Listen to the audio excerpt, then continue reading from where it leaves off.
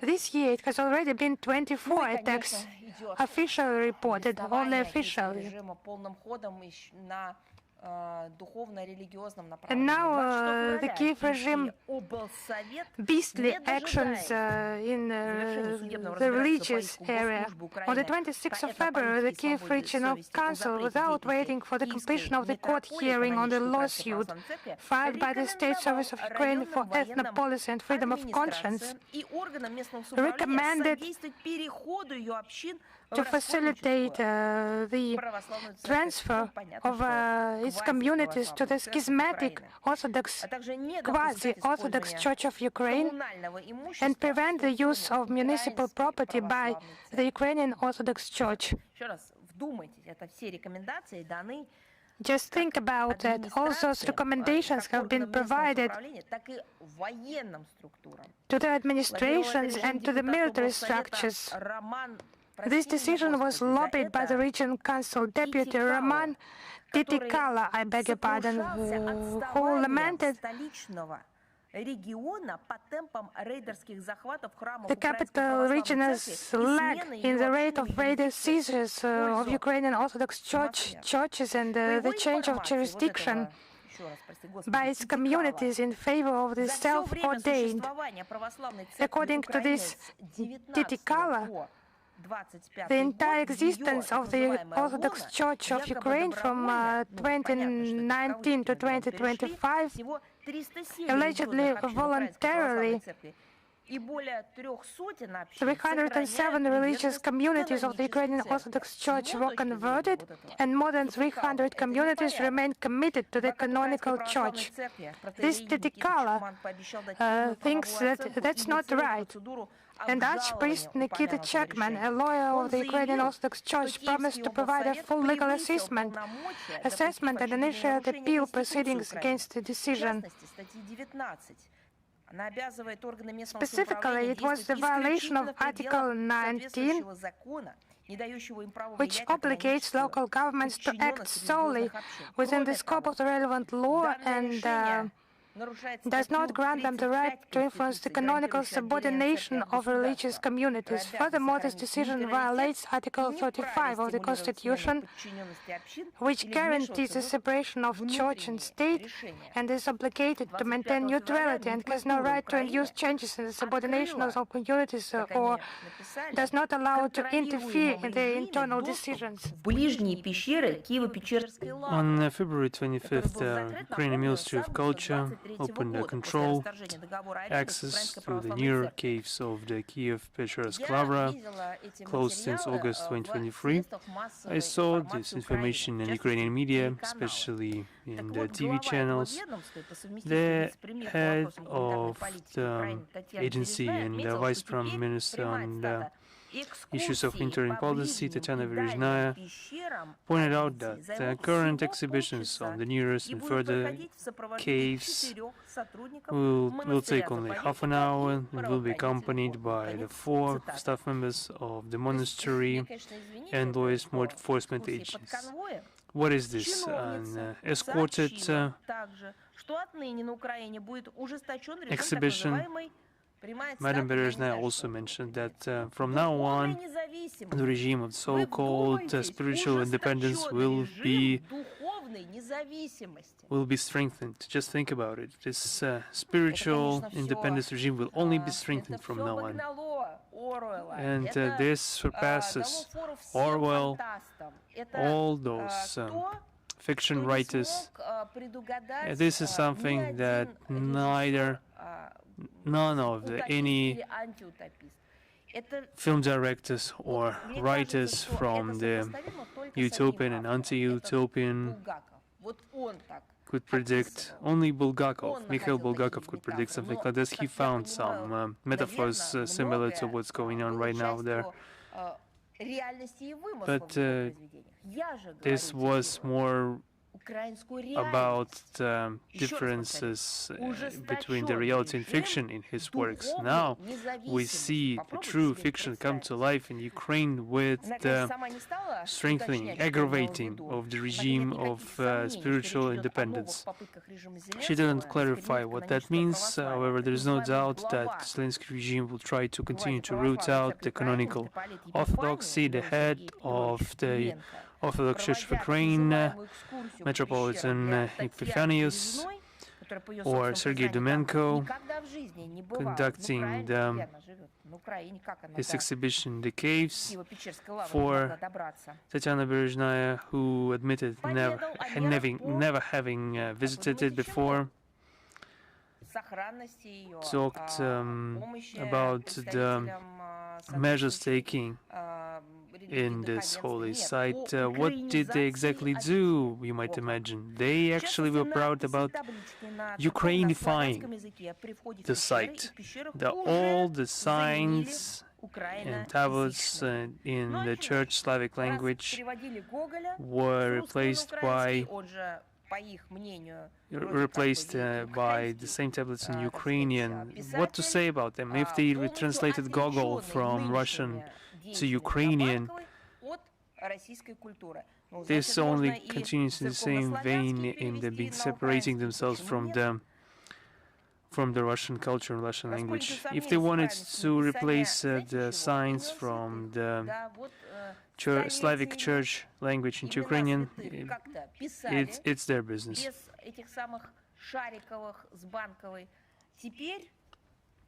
And now they needed to rewrite everything. We already saw it all. This is the worst thing that happened now to Ukraine in the 20th century. This is the worst thing that happened, and that's the very part of their history, or our common history, that they took and praised and glorified. We see the Kiev regime doing everything for the quasi-Orthodox Church of Ukraine to swallow the Ukrainian Orthodox Church whole, to become the singular national church, but this will not be successful. They will fail. Despite the forceful takeovers of temples, despite the rewriting of history, despite the rewriting of texts into Ukrainian, no matter what they do, we see that people are not too much in a hurry to change their allegiance to the new church. They are not in a hurry to become the part of this Orthodox Church of Ukraine. And the seized temples are now standing empty. We see this, and it's a shame, it's a disgrace, because those temples are empty. What will they do then at the Ministry of Culture of Ukraine? What else will they come up with? This agency of state service regarding the policy of freedom of conscience, aggravating the cultural independence, spiritual independence regime. Will people be forcefully collected there in those temples? We saw such examples in the past, so it's possible. The only thing that they could do correctly is to admit their own mistakes, at least at the level of mistakes. Not this could become some point of some turning point, but no, they are adamant on continuing their same policy without apologizing for anything. The very massacre that we're witnessing coming everywhere, not only in the battlefield, and we are witnessing this spiritual fight for the heart and soul of a person, especially in the context of this aggravated, very barbaric, beast-like war against the memorials in Ukraine. On 10th of March, we found out another act of vandalism in regards to a historical monument in Odessa. This time, the Banderites have mobilized themselves against the column of Alexander, the monument erected in year 91, not in 1991. Perhaps there was some hastily erected monument, one might think, but no, this monument was erected back in 1891. This monument was established that year, and it went through a lot, the entirety of the 20th century, but it didn't manage to survive the Kiev regime. When in 1891 it was erected, 10 years after the death of Emperor Alexander II, and it presented itself as a sort of a copy of column of Alexander in St. Petersburg.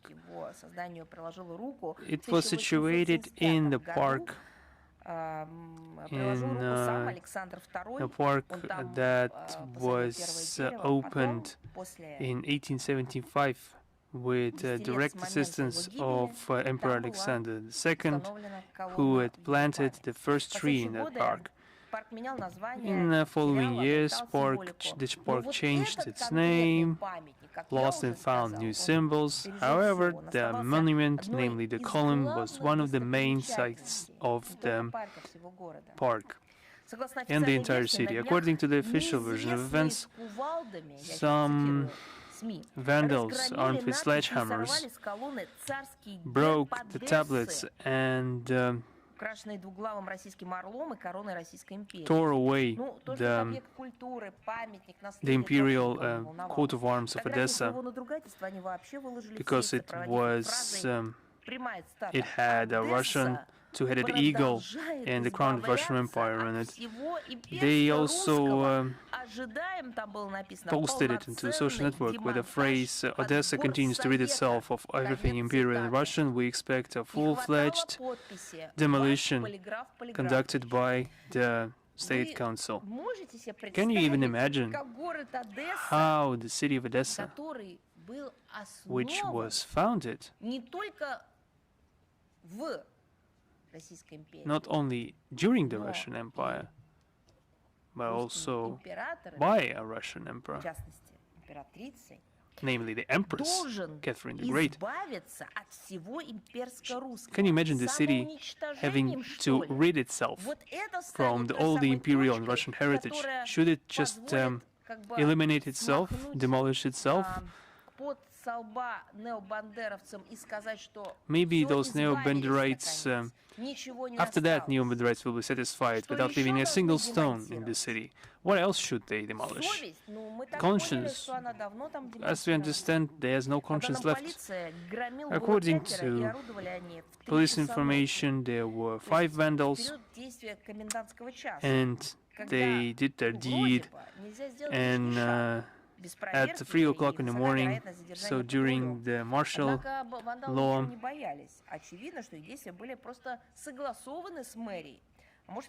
during the curfew, to be exact, where you cannot do anything without a corresponding order from the mayor's office of the city. And just imagine the drive that these neo-Nazi gang of Ukrainians were trying to destroy the monument of their own people, their own culture. One can hardly identify them as their own people, taking into consideration that they are destroying its heritage.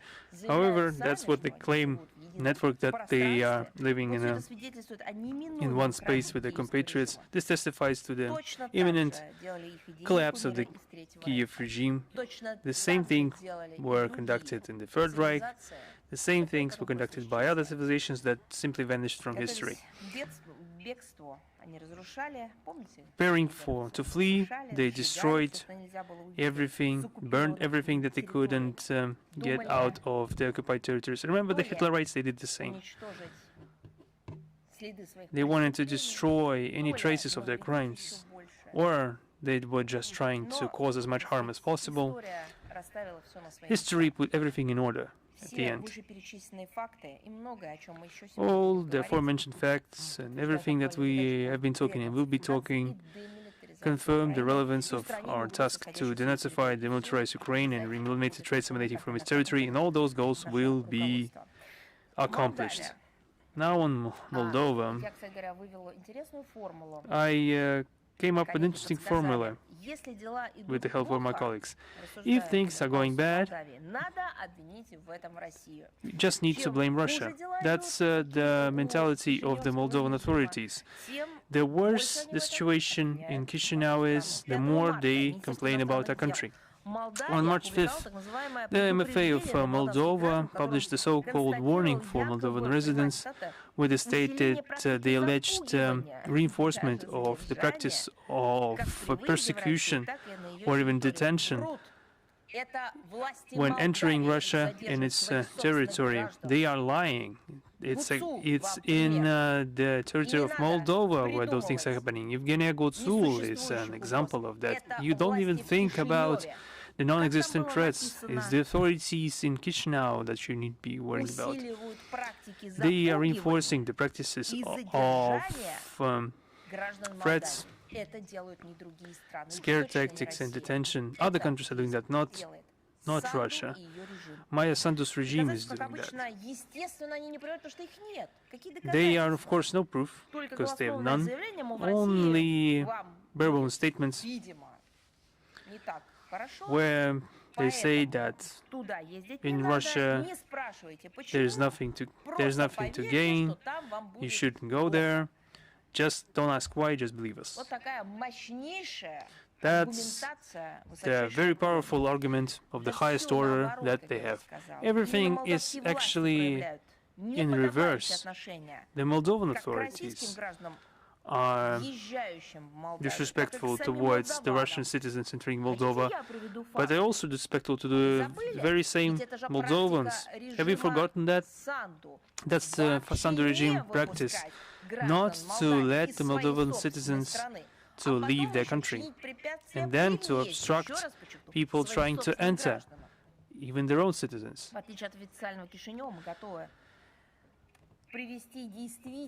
Unlike official Chisinau, we are ready to provide official facts, and we will give them. Upon arrival to the Chisinau airports, the holders of Russian passports are regularly subjected to degrading search and checking, and there are some cases of extremely long waiting times in transit zone without any conveniences provided, any opportunity to contact the outside world. When departing from Chisinau, there are some artificial delays of search procedures, causing the passengers to be late for boarding, and the consular support is impossible because the employees of the Russian embassy in Chisinau are not allowed to visit the detainees. In any case, we see that we had to recommend the Russian citizens to consider this and to abstain, if possible, from visiting the Republic of Moldova. The Chisinau is doing everything in their power to hamper the teaching and the use of Russian language in the country. I would like to remind everyone that 80% of residents of Moldova speak Russian. They've also elaborated different mechanisms to limit the participation of Moldovan teachers in different educational programs in Russia. They're also working on the question of withdrawing the recognition of degrees for the spread of the Russian propaganda. And they still have the goal to accuse us of imperialism. We see continued attempts of Chisinau to rewrite the historical memory of Moldovans, to cultivate a negative attitude towards Russia, to demonize the Soviet past of the Republic. On the 6th of March, the Ministry of Education of Moldova declared a competition of movies for college students on the key events of the history of the 20th century of Moldova. Among the topics they've declared are deportations organized by the Russian totalitarian, by the Soviet totalitarian regime, and the deliberate starvation in the Moldova SSR. This is a guilty conscience, some goal they have to educate their own children in complete ignorance of history complete ignorance of the facts, how people went hungry, where they were hungry, and what was the reason for that, what this was caused by. This is heinous. They are following the footsteps of Ukraine and Baltic states, and they are trying to convince the public that in the period of 1945 to 1990, the Soviet authorities sent alcoholics and criminals to work in Moldova. That's the ideological tenets that they're currently promoting. Turns out that the antisocial elements turned Moldova into a prosperous republic. That's what it was, which lived for decades on the foundation that they've created. And we will be providing the corresponding link in the text of our briefing. Everything I've just mentioned is pondering on surreal, and it's an attempt to escape an easy truth into some artificial world where Russia is to blame for everything. You can't do that, and you will fail in doing that. And they will not be able to turn the Moldovan citizens into ruthless society. We saw everything happening before in similar circumstances. Moldovan people are people with their proud historical memory, their own culture, their own traditions, with a deep affection for their homeland, knowing its history. And the current breakdown of the economy, social and education spheres is the result of the actions of Maria Sandu and her sponsors from Brussels, and they are the only ones to blame and to be accountable for the current state of affairs. And we've just mentioned the lawlessness of the Kiev regime in regards to the religion in the country, and we talk every week about the facts provided to the public organizations in the United States and through our embassies and through our clergy. And there have been incredible amounts of data provided by us. You can't even name a briefing that we have in recent times where we haven't touched upon this topic, and all those briefings have been interpreted into English, mind you. And against this backdrop, we see a report in regards to the Commission of the United States Commission on the Freedom of Religion in 2025. This is a report on how people are comfortable and convenient in exercising their religious sentiments, and they have an opportunity to exercise their religion, or how there are obstacles and who is giving those obstacles. So you would say maybe the situation in Ukraine was not topic number one, because Americans, they primarily think about themselves, about their own actions, and the majority of people maybe will have the understanding or feeling that this report by the U.S. Commission on International Religious Freedom could begin this year with one phrase that the United States themselves right now, these days, these weeks, violate the rights of the believers, in particular Muslims, by their attacks, their bombings. During the holy month of Ramadan, holy for Muslims.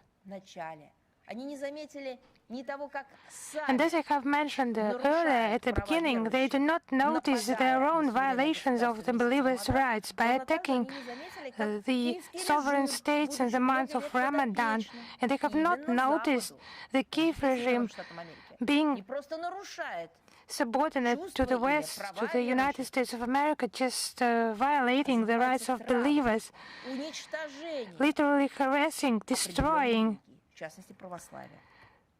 the Orthodox religion. So this report was released on the 4th of March. It's an annual report. And this is the so-called blacklist from the last year's blacklist. Russia was transferred to it, who was there as, quotation, a country of particular concern. So just imagine, we have so many religions, global religions, confessions. They make statements on Russian TV, in media outlets. They have their websites, social networks, international conferences. They have their events in their professional areas, educational, scientific, traditional events. They hold meetings. They're regularly received by authorities, representatives, executive authorities, primarily the president, executive authorities, legislative authorities, and so on. But not a single time during the last 20 years, they have not mentioned any global or issues that could not be resolved that are connected with religions. And I would draw your attention that confessions representatives have on multiple occasions highlighted that for their confessions for Orthodoxy, Christianity, Catholicism, Buddhism, Islam, the highest ranking spiritual leaders, they highlighted that for their confessions, it's a historical moment of renaissance when new opportunities emerge connected with their cult, education, state, society interests,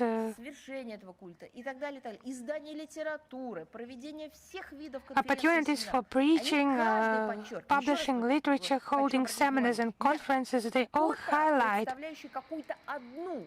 not just one representative of a certain confession, but each confession it highlights. But, so to say, the Commission, the U.S. Commission on International Religious Freedom, it's more competent here, and Russia is a country of particular concern, according to them. So here the proposal is not original. Just imagine to impose what in relation to Russia? Yes, you're right, to impose sanctions against a number of Russian agencies and officials and confessions. Our confessions did not mention, not once, that they have any problems, but from America it's they can see it better. On many occasions it duplicates the accusatory cliches. It's about the ban on the Jehovah's Witnesses sect in our country. Other extremist structures like Hizb at-Tahrir al-Islami. There are also insinuations regarding the cause of the special military operation. Yes, that was also included into that report of the Commission on International Religious Freedom. But they claim to be objective. So they ignore the problem of blatant persecution of the canonical Ukrainian Orthodox Church by the Kiev regime. So according to them, this problem does not exist. So in this context, the meetings were held on the Capitol in November and December 2025 between several legislators and U.S. Christian organizations. Not a word has been said, nothing of the kind. So they just continue to peddle human rights narratives, to create additional tools to interfere in the internal affairs of foreign states, perhaps to justify their own existence. Those assessments are predictable, that division between good and bad countries, depending on whether they follow Washington's lead or pursue their independent policies. So where is this Washington lead?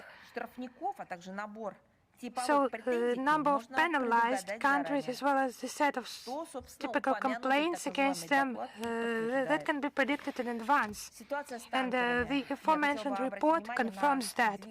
The situation with tankers, I would like to draw attention to two of them. On the 1st of March, Belgian authorities announced in the media the detention of the Guinean-flagged tanker Aethera in Belgium's exclusive economic zone, and one of the crew members is a Russian citizen.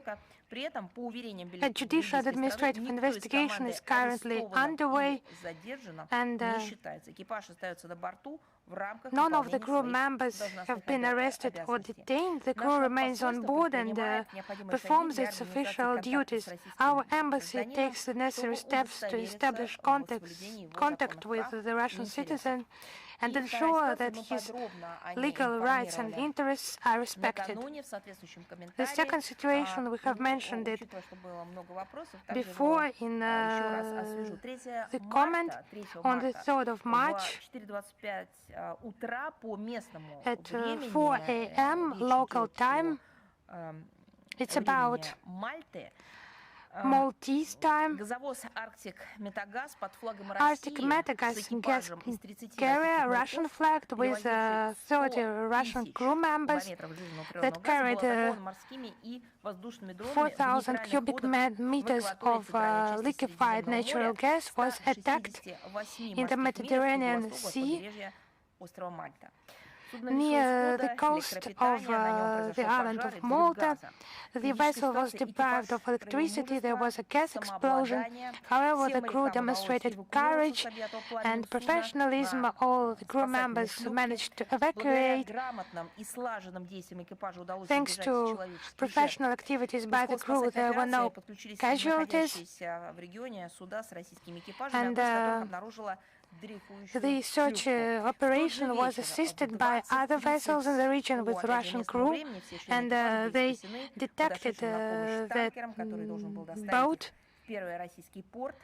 The crew was assisted, and they were on the way to the Russian port. But in the Western media outlets, there was a fake information that the vessel caught fire and caught fire by itself. It was false information, and there were urgent messages about evacuation, but the Maltese authorities declined evacuation of the Russian crew, and the Libya service assisted by sending its boat, and with the cooperation of a Russian embassy in Libya, the crew received medical assistance, and after their medical condition was admitted acceptable for their flight to Russia, 2 crew members were taken by special flight to Russia and taken to hospital. The attack on a commercial civilian vessel is a blatant violation of international sea law. It's striking against civilian site and detrimental to the environment. And in other words, it's about a terrorist attack and a military crime. And that was done in proximity, in the vicinity of the EU countries, their borders, but none of the EU states condemned what has happened. Human rights, no, they have not heard about it in the European Union. But literally today we drew attention to the messages about the official Yerevan declining the Russian side's initiatives to provide humanitarian aid to the refugees from Karabakh. So in order to avoid any speculations, We were not going to make public comments about it, but as there were questions, I will just deal with this issue in more detail. Russia has never left people of the mentioned region without assistance and has always assisted people in Karabakh and was among the first to send humanitarian aid to the region. However, they were not very glad about Russian assistance for some reason. No thanks, as they said, but now a new denial, refusal. It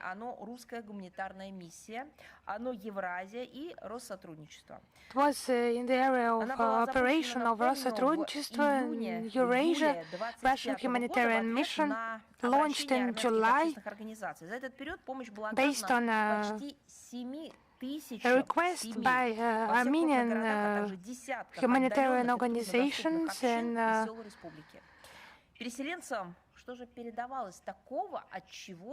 the communities situated in far region. So why did they refuse? They also brought products, 8 kids and specialized children.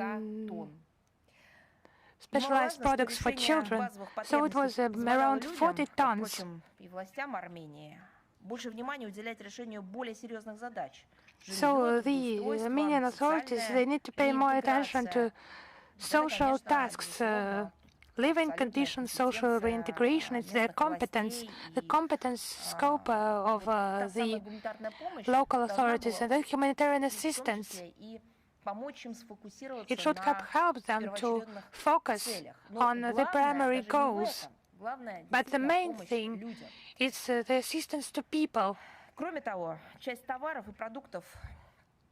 Moreover, part of goods and products, those are product kits, they were purchased directly in Armenia. It was an additional impetus to local production and small businesses and created an important additional effect. In itself, the refusal by Yerevan to cooperate further, it could have been understandable if the aid wouldn't be needed, but it would have been obvious by the Russian side not to offer that aid if it is not needed. Let us have a look at the fact. A number of requests by Armenian citizens for such assistance was growing. But the basis of Yerevan not agreeing on the new shipment of aid, it just causes more questions than answers. So I will quote: "The legal norms of Armenia limit the provision of donations and assistance in the period before the elections." End of quote. So we have tried to find out what exactly they mean, but the Armenian authorities, they had difficulty to precise which acts they meant. So such restrictions are imposed only on the structures whose name can be somehow linked to names of parties, for example, who participate in elections. Maybe they meant that. So how does that concern this situation? As the international and charity organizations, they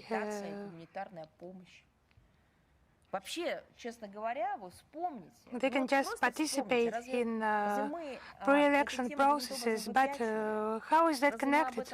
Pre-election processes and humanitarian aid. So the assistance provided by our country to other countries because of casualties, conflicts in different corners of the world. Naturally, we tell about that, but in this particular case, when there were questions, we answered them, but for that to become some propaganda or agitation, that has never been the case.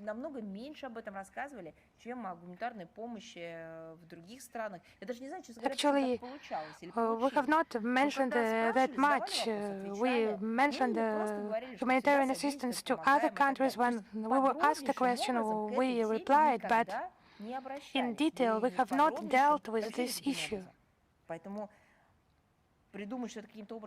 But to invent that is somehow connected, it's impossible. The refusal by Yerevan to receive this charity assistance is just pre-election wishes of the authorities to clear any mention of the Russian Federation. Who do they intend to make to cause harm? Their own citizens who are really in need and who have always received the assistance. Actually, all this situation, it causes questions. People who have received tons of this assistance and want to receive it further.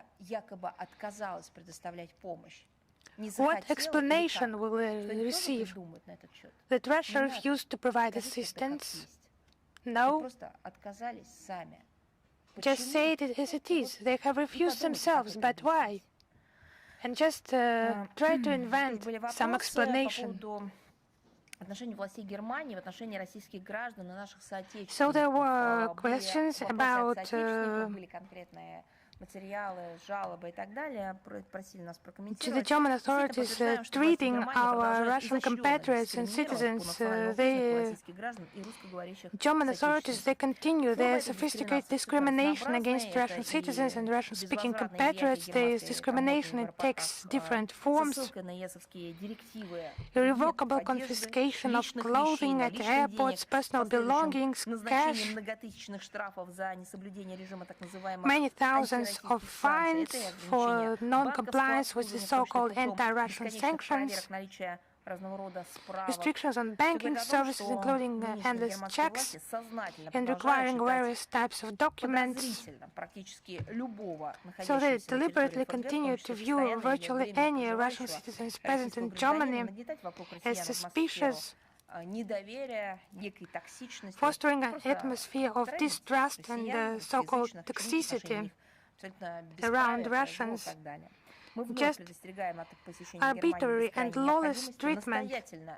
Once again warn against visiting Germany unless absolutely necessary, and we strongly recommend to follow the relevant warning posted on the Russian Ministry of Foreign Affairs website. We will cite this link in the text version of the briefing.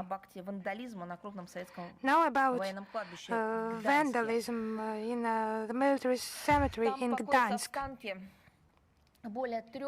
The remains of more than 3,000 Soviet soldiers lie there. Red Army soldiers, 2,500 officers who died fighting for the liberation, not of some abstract cities, but of that very city, Gdansk.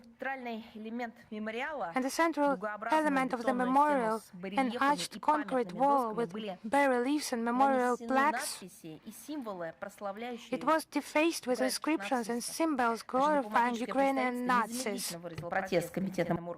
Our foreign mission has immediately came up with a protest, an official protest, and called to prevent the corresponding events in the future.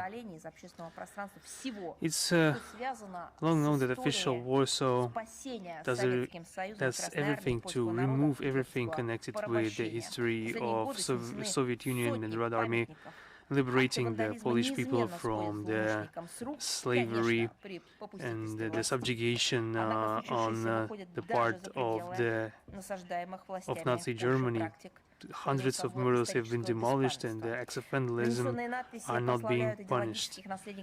The events that happened are not even beyond the scope of any practices conducted by Poland regarding the lack of historical memory.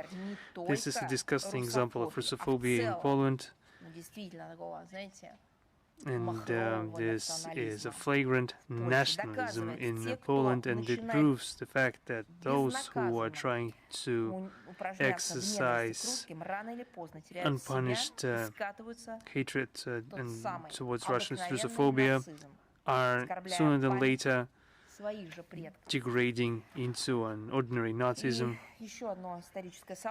insulting the memory of their ancestors. And now another important historical event. Since we are marking on the 12th of March 86th anniversary of the conclusion of the Soviet-Finnish War of 1939-1940, also known as Winter War, and this conflict was preceded by negotiations between the USSR and Finland, during which the Soviet leadership came up with proposals to sign a mutual assistance treaty and an exchange of territories, which had a strategic meaning for strategic significance to ensure the security of the Soviet Union in the conditions of the aggravating military-political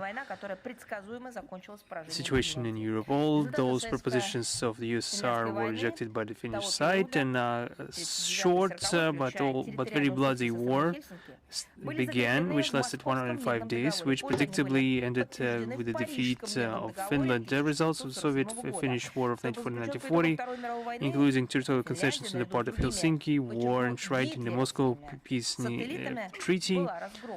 They were also confirmed in the Paris Peace Agreement in 1947, concluded after the Second World War. And for a long time we had an impression that historical lessons have been learned by official Helsinki. During many decades, Finland stuck to the policy of non-alignment to military blocs and was friendly towards the Soviet Union. Then Russian Federation tried to pragmatically and beneficially to resolve practical issues of interacting with our country. However, we were forced to state that in recent times, with the arrival of new generation of Finnish politicians in Finland, we see a radical demolition of all preceding foreign policy courses, including the heritage of mutually respectful good neighborliness and coexistence with Russia. This is not some marginal idea that was ascended to political Olympus and then discarded. No, this is a new ideology. The country has joined the adversary military bloc of NATO, not only adversarial to our country, but also just an aggressive military bloc, and is also consistently growing the military expenses, which are now currently 2.5% of GDP, and they have plans to increase them further. There are also some Russophobic propaganda in the Finnish society. There's a widespread militarization of society under the slogans of increasing defensiveness. This begs a question: does the Finnish establishment realize what will be the result of this reckless policy? Obviously not. A couple of weeks ago, the European Union was desperately forbidding themselves to purchase Russian energy. And after this, what has happened in the Middle East, we saw the prices for energy resources skyrocketing. And after we mentioned that they skyrocketed even further. And who was to blame for that, according to Europeans? Who was to blame? Who was to blame for any hardships of the population? They started to blame Russia for that. And I quote that they were trying to accuse Russia of profiteering and profiting from this situation in the world. And I would like to remind them that they have just banned themselves from buying energy from Russia by all types of sanctions. They were laughing at the heritage given to you by your EU and by the predecessors at the EU who have signed beneficial contracts regarding the shipments of energy from Russia to Central and Western Europe. And you, European officials, you were laughing at this matter. It seemed to you a laughing matter and not to investigate the Nord Stream attacks. But today, when the situation changed, where your exact policy resulted in hardship, you have started to frantically search for someone to blame. This is a strategic mistake that you've conducted, and I think, personally, that this is a crime of European Union officials against their own population, their own residents. Everything that's obviously not beneficial to the residents of the Western European countries, everything that countered their intrinsic national interest, everything that crosses out their innovative achievement, all this would lead to colossal expenses and to a drastic reduction in the life quality and well-being of those states, and militarization of countries. In particular, Finland never responded to the interests of the country. Peace-loving and good neighborliness responded to the interests. Countering Nazism and fascism responded to the true interests of Finland and its population alike, and not militarization. Joining aggressive blocs didn't, and this was tested by time. Why do you repeat your own mistakes from the past? The lessons of a recent past, unfortunately, are completely forgotten by the current establishment in Finland. They are recklessly ignoring all those lessons. However, we have not expected anything better. The quality and level of their training and their acumen speaks for themselves. Just it's enough to remember the statement of the Foreign Minister of Finland, Elina Valtonen, who in December 25 stated that, in her words, that in the last 100 years, Russia attacked 19 neighboring states, and no one attacked Russia in return, according to her. In the last 100 years, that's what she said. She managed to utter these words at the 80th anniversary of the victory in the Great Patriotic War, where nobody attacked Russia, obviously. Once again, in this anniversary year, our country honored the memories of dozens of millions of victims of the war, and now our court elevated the case to represent a genocide of our people. But she managed to do that nonetheless. But there are good news after all. On the 11th of March, the conference on Far East and Arctic Sustainable Development started work in Moscow. It is dedicated to the questions of development of the Arctic region and the Far East of Russia. The forum is being conducted since 2016, reuniting the authorities and the experts and the public organizations. The work of the organization includes 7 roundtables related to the sustainable exploration of this territory, the North Sea route, Northern Sea route topic, and the Atlantic Transport Corridor, and the prospects of development of energy sphere, introduction of digital technologies, digitalization of infrastructure, and the support for indigenous peoples in the Arctic. The significance of this conference is difficult to overestimate. The Far East and the Arctic are one of the most important strategic regions for our country from the standpoint of resources and transport and energy security. Development of these territories is one of the long-term priorities of Russia, and here we have an important deposit of natural resources, and we are forming new logistical routes, we are implementing large infrastructure projects, and our actions in this avenue is intended to bolster international cooperation in the area of science, transport and energy. In the framework of the plenary session that happened yesterday, it was attended by the director of the European Issues Department, senior official in the Arctic Council, Mr. Maslenikov, who made a statement regarding the international cooperation in the northern latitudes. There will be also an awarding of for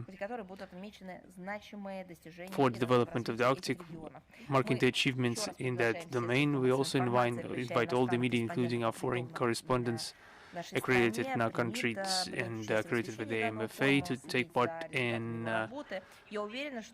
covering this event. I'm convinced that the Arctic countries' representative will be interested in the Russian experience in exploring the North regions. As per tradition, the link for this event will be provided in a text version of the briefing. And regarding websites, we have updated or renewed the practice of preparation of weekly information bulletins. We got the idea that this is in high demand right now. We had a lot of requests to have an updated form of information bulletins. The publications will be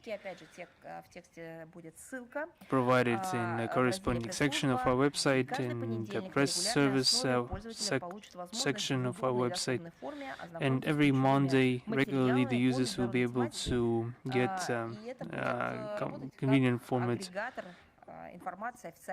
news in convenient format, allowing themselves to familiarize with the key materials on international topics from the official websites of the President, the government, and the Minister of Foreign Affairs of the Russian Federation. We'll be starting from every Monday, and then we'll see how it will go. Perhaps we could do it in some extended to some other day, depends on the feedback that we'll receive. I'm convinced that this section will be interesting to the relevant experts and foreign relations students and all those who are interested in the foreign policy. This will be a very interesting archive of main foreign policy events and will provide an opportunity to monitor the information work of the aforementioned state agencies. We will be glad to get any feedback, any constructive criticism. Of course, it will be welcome. Another historical material.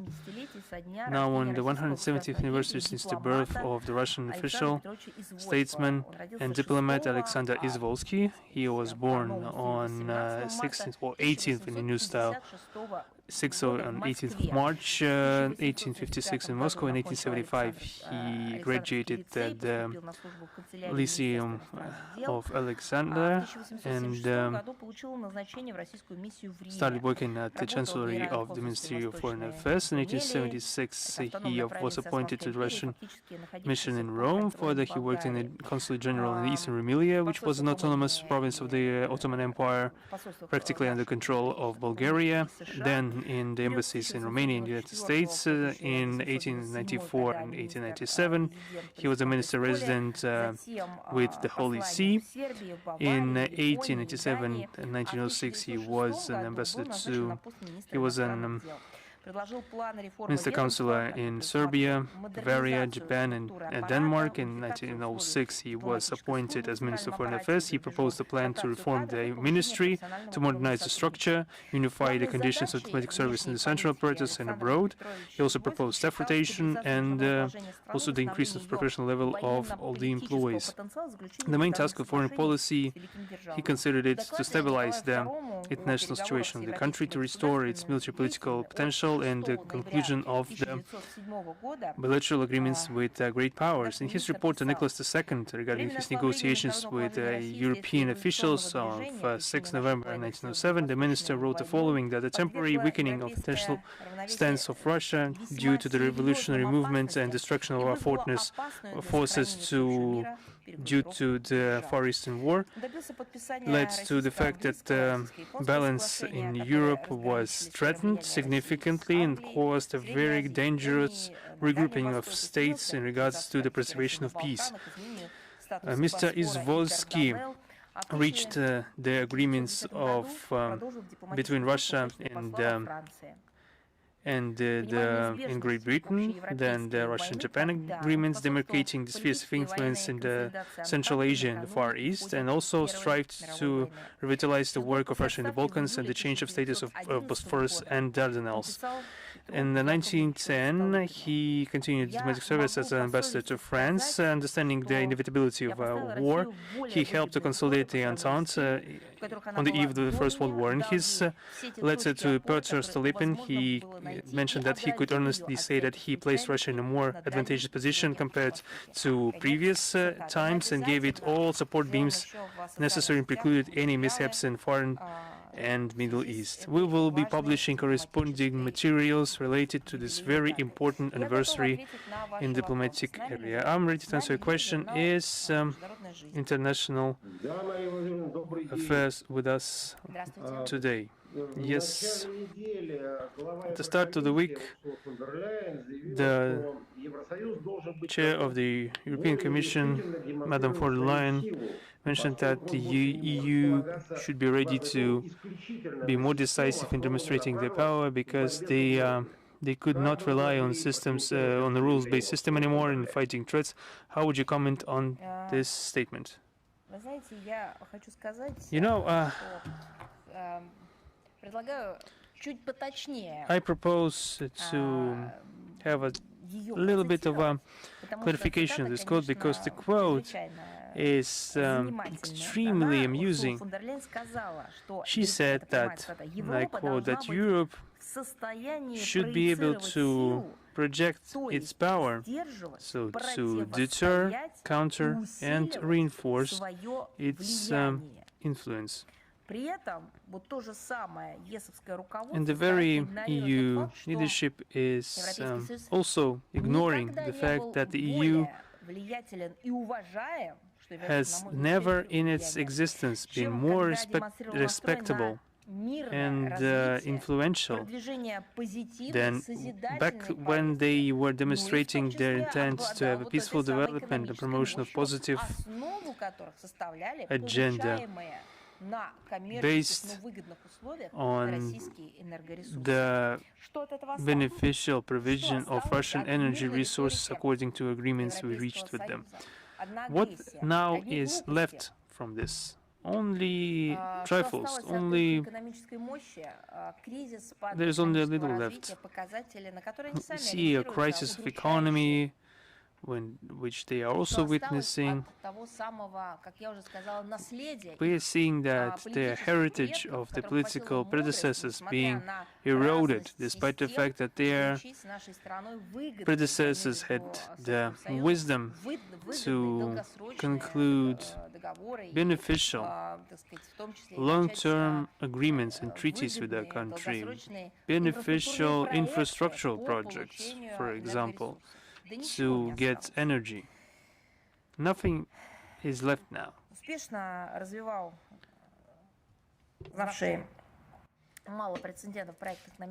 They successfully developed quite unprecedented Euro integration project that under its deathly wing has united the Western European countries that used to be at war. So what has been left from that project? Everything has changed. But to quote the time that has changed is just useless, because it's not the new year has come and everything has changed. It's the Brussels officials that are creating those benchmarks. According to Ursula von der Leyen's statement, it's a basic transformation of an aggressive, intractable, and confrontational international player. Today, Western Europe is the main driving force of that war coalition, and defense spending is growing. In the EU, they have grown by almost 60% compared to the same period in February 2022. So the total military spending by the EU member states in 2025 amounted to 381 billion euro, making it the second highest in the world. So just let me remind you how much money they have spent for the terrorist Kiev regime in the center of Europe, billions of euros. That uncontrollable terrorist regime using those funds against civilian population for terrorist and extremist purposes. So apart from all the other problems, they have created yet another Nazi beast in the center of Europe. They have armed it. They have provided money to that, as they have done in the 1930s. It's clear that the militarization of the EU is done not in the interests of ordinary European citizens, but rather to please transnational arms manufacturers, lobbyists, and intermediaries. So it's just visibly the corruption factor that we have mentioned for many times in the recent years. It's clear the desire to profit, and not only by political operators in Ukraine. Thank you very much. Thank you. Is Russia Today with us?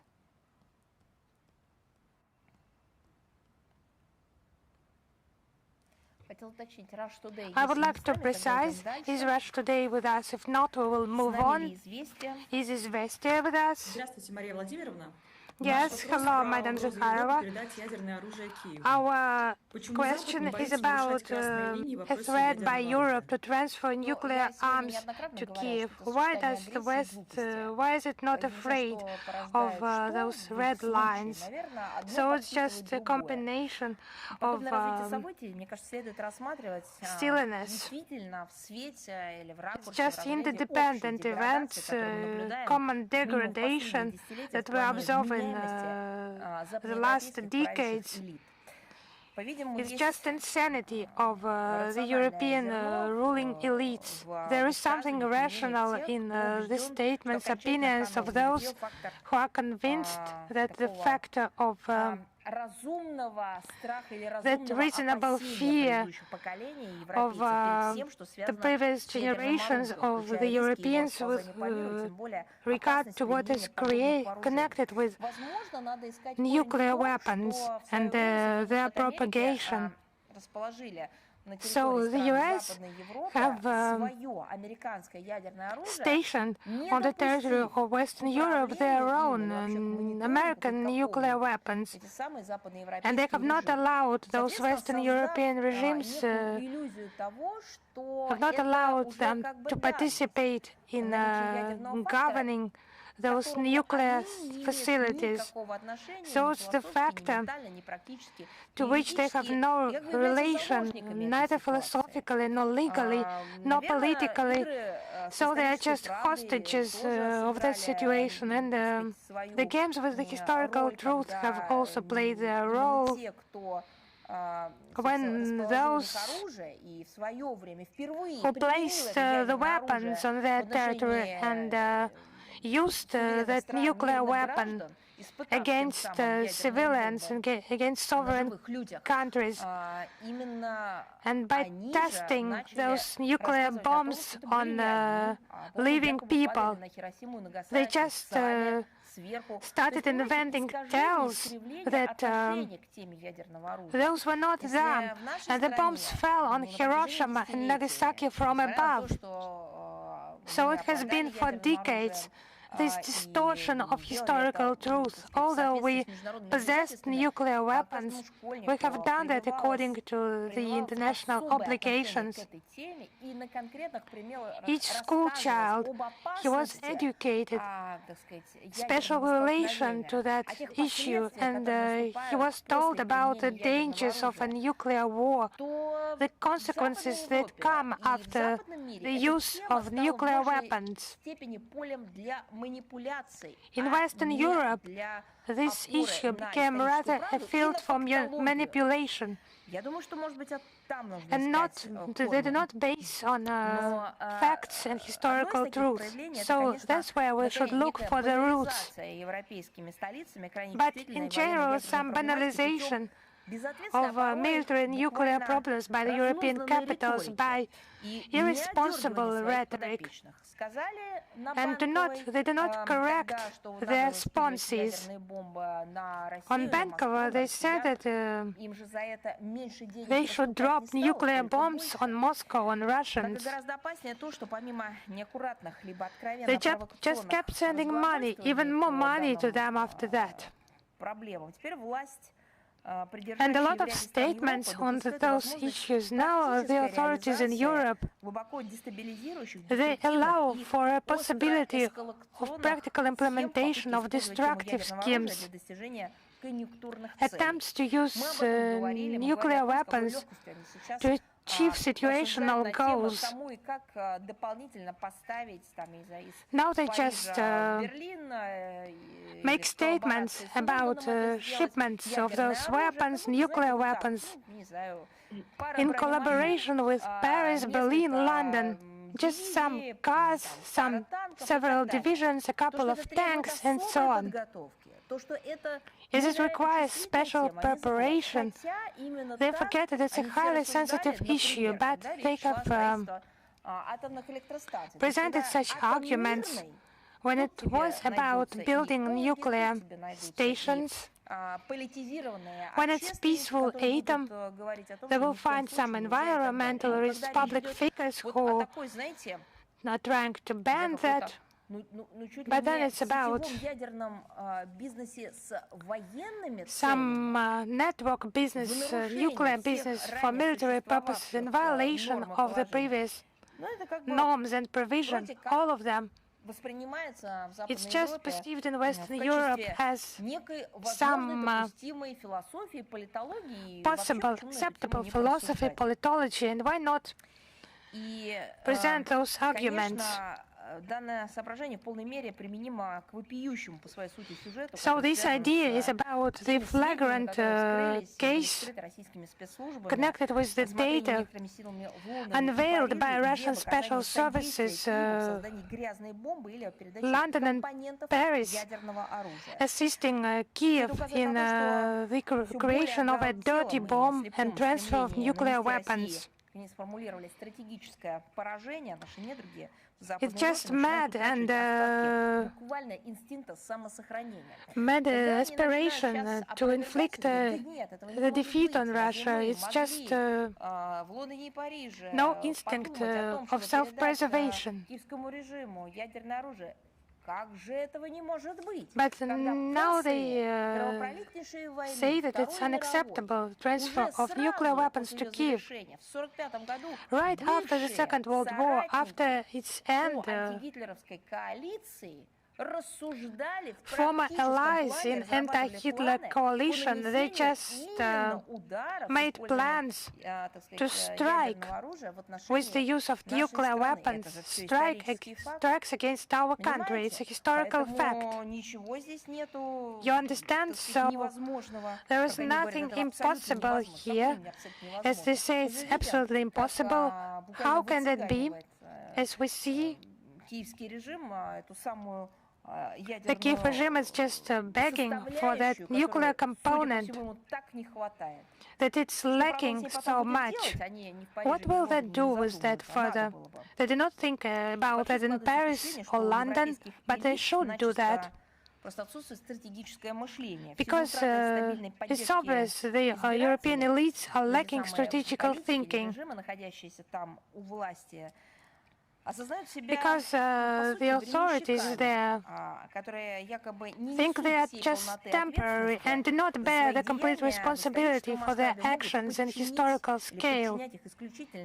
They can subordinate them to some situational, greedy purposes, their own purposes.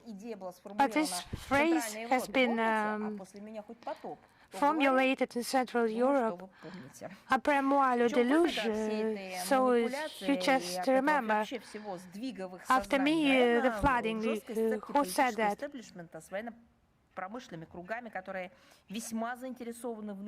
So those political circles are just interested in this wave of militarization of Europe and raising the stakes in nuclear rhetoric. Maybe for the employment of such parasites, the European elites are just ready to ignore their own risks they are creating for regional and global security. Thank you. Yes, thank you. I would like to clarify, is Russia Today with us? Yes, Madam Zaffarova, hello. Thank you very much. We have one question. The Serbian Foreign Ministry has recently refused the statement in the Serbian public that Belgrade has asked Moscow not to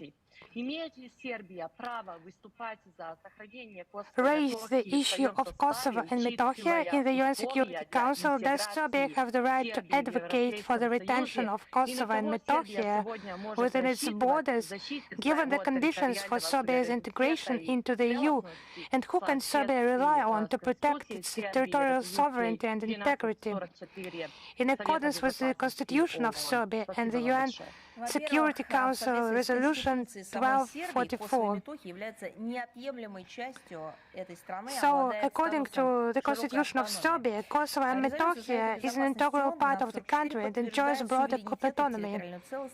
The UN Security Council Resolution 1244 confirms the sovereignty and territorial integrity of Serbia, including the autonomous province of Kosovo and Metohia, and regulates the activities of the international civilian mission and security forces tasked with maintaining peace and stability, and no other tasks. So Serbia is forced to reconsider its approach to the Kosovo issue. There is no such preconditions. The international legal framework remains the same. What you have mentioned, actually, those assertions are absurd and lack any substance, do not rely on facts. In general, you can say they contradict common sense.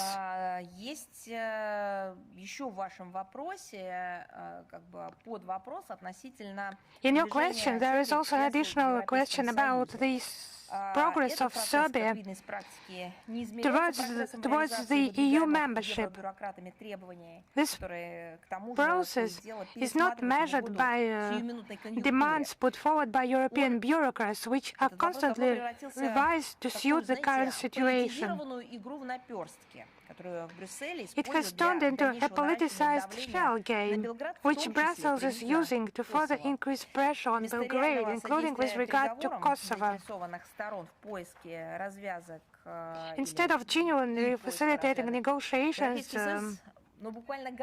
to seek solutions, the EU has been blackmailing the Serbs for years, while simultaneously unleashing the so-called authorities in Pristina in their desire to purge the province of its non-Albanian population. Meanwhile, the EU's 2013 written guarantees to establish the community of Serbian municipalities of Kosovo has been long forgotten in Brussels. It's cynically sabotaged by so-called politicians in Pristina. We have repeatedly stated that such maneuvers serve only one purpose: to replace the legitimate mechanisms of the EU Security Council with some kind of ersatz mechanism designed to lead Serbia to its EU membership. It's just incompatible. This formula reiterated endlessly by the EU. Either, but this formula, when requests are presented to Belgrade, is contrary to the Serbian constitution and to the international law, in particular the UN Security Council resolution that is binding for everyone. We think that the solution lies within the political and diplomatic dimension. It's about the implementation of international law and the UN Security Council Resolution 1244 of the 10th of June 1999. Russia will protect and support and take the decisions, adopt the decisions that will be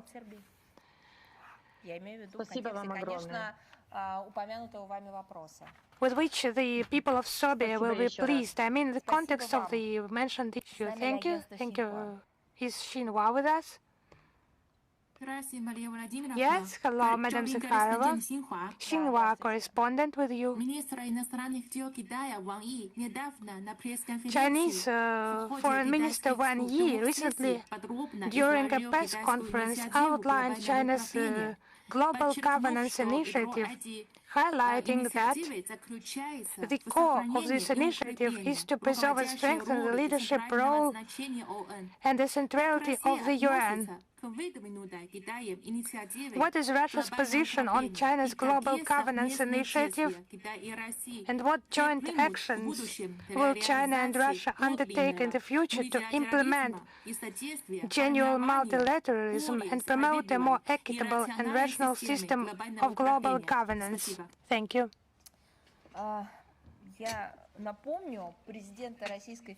I would remind Russian President Vladimir Putin during the SCO Plus meeting on the 1st of September 2025 in Tianjin gave a positive assessment to the global governance initiative proposed by then-President Xi Jinping. The Russian leader expressed support and Russia's interests in discussing the proposals by our Chinese friends. And in accordance with the mutual understandings reached at the highest level and enshrined in the Chinese-Russian joint statement of the 8th of May 2025, our countries intend to fully realize the potential of bilateral relations, protect the international system with the UN at its center and based on the UN Charter, promote the establishment of an equitable and orderly multipolar world and democratization of international relations, and consolidate efforts aimed at creating a more just multipolar world. We think that this initiative is an important element of international discussion in different aspects of forming multipolar world order. Like many other states, Russia views it as a more equitable foundation for a world order adapted to changing global balance of power, in which the positions of non-Western states and international associations are strengthening, and we hope that it will contribute to strengthening practical coordination between Moscow and Beijing at various international platforms, including the SCO and BRICS, and ensuring stability in our common Eurasian space based on Vladimir Putin's initiative to create a new Eurasian security architecture. Thank you very much. Thank you. Is Reuters with us? Reuters with us. Yes, good afternoon. We have two questions today, first of which is linked to Iran. During the daily briefing for journalists, Press Secretary of the President Dmitry Peskov mentioned that many of Russia's propositions in regards to the settlement are still on the table. Could you please clarify what are those propositions and what, in the opinion of the Russian MFA, could be done to settle the conflict in the shortest possible term? In regards to what can be done, we have not only know that, we have formulated, as you said, a proposal, and we have intense contacts going on in the MFA. I will not delve into the clarifications because this is a part of a diplomatic scrupulous work. Thank you. My second question once again deals with Iran. Now, in regards to the statements of Western politicians, including Antonio Costa, some other Western media call Russia as the main beneficiary of the conflict conflict in the Middle East. How could you comment on these types of statements of Western politicians? I will clarify just to quote directly. Excuse me, just for a second. It will take less than a minute for me to check the quote. I will not deprive myself of the pleasure of finding the exact context. You know, there is an impression. I found it. Just to be extremely clear. I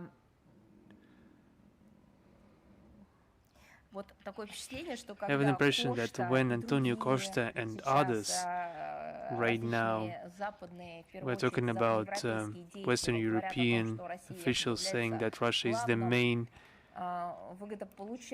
beneficiary